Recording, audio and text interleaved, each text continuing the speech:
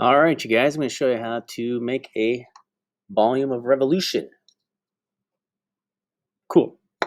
So here we go. You've got your shape in Desmos.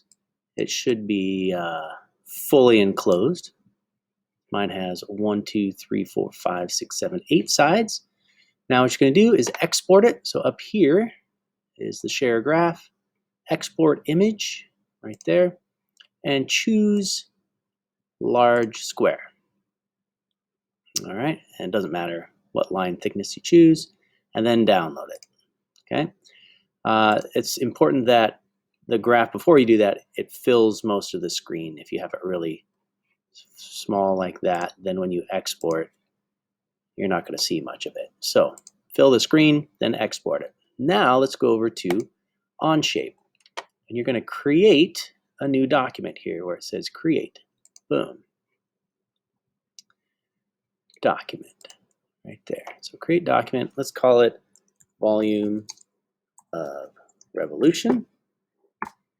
Okay. Now here's your workspace coming right up here.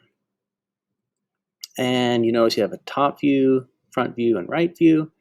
We're going to start this thing called a sketch. So we're going to say sketch. So click.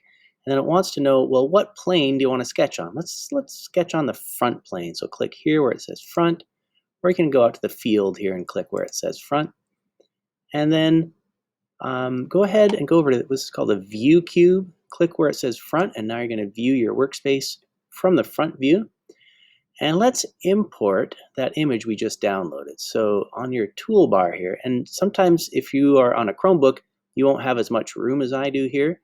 So you might not see everything, but there's these arrows that you can maybe click on and it'll show you more things. So what you're looking for is the insert image. If it's not there, go click on one of the arrows and find insert image. Okay?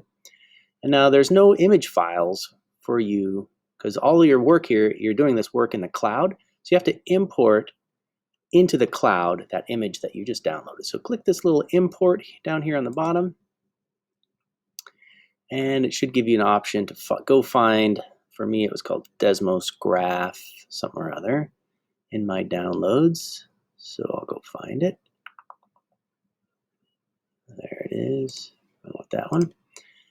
And then it uploads it into the cloud. And you can get rid of this, X that out of there. It's just telling you what's happening in the background. And there it is. There's my graph. So I click on it.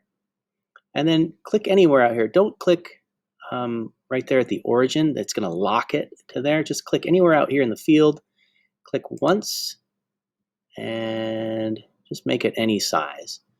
What you don't want right now is any of these yellow things. It'll constrain it. Right now, we just let it be. So click again, and now it's that big. One thing I forgot to do, looks like in our instructions it says, choose centimeters for your workspace. So come up here to these 3 lines where it says document menu, workspace units. If it's in inches, change it to centimeters. And green check that, means yay.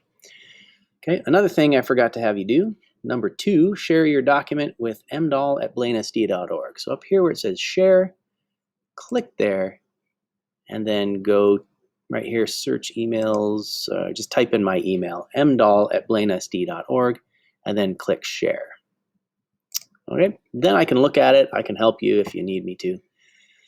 Okay, so we started a new document. We shared our document. We chose centimeters. We imported our graph. We're on number 5. It says dimension your graph edge. And right now, let's just stop right there, and that'll be our first tutorial.